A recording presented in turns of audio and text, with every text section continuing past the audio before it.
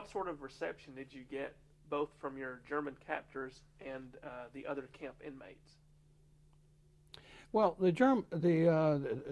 American POWs who were there, many of whom I knew from either my training time before we went to England, or they were members of the 100th Bomb Group who had been shot down before I was shot down.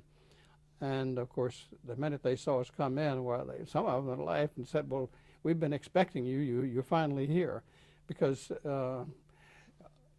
although we tried to make light of it, the chances of an American air crewman in those days surviving a combat tour of 25 missions were really less than 1 in 3. So that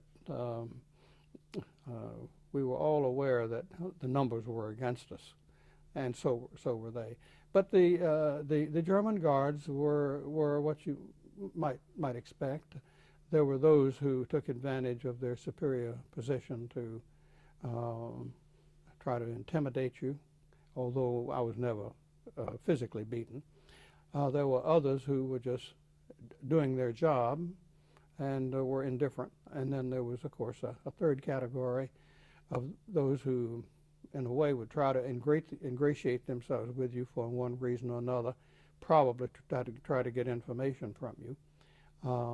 But we were strictly forbidden to have anything to do with our German captors. So that was the situation. For the first year that I was a prisoner of war, it was pretty austere, but it was adequate. Living conditions were we were always crowded. The Germans never really lived up to their obligations under the Geneva Conventions, which they had signed.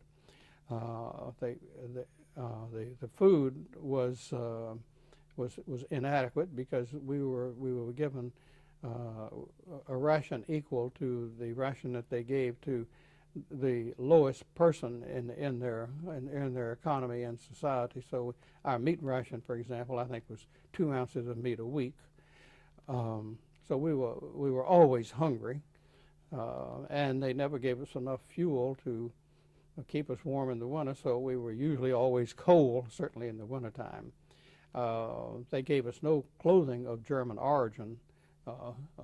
For the first several months that I was a prisoner of war, the only clothes I had were the clothes on my back when I was captured.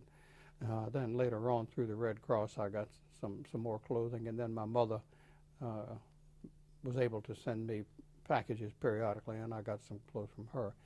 But it was a very very simple, austere life that we had as a prisoner of war. Eventually, it would get worse because the Germans themselves were running short of food and running short of fuel, and we were at the bottom of their list of people that they were concerned about taking care of.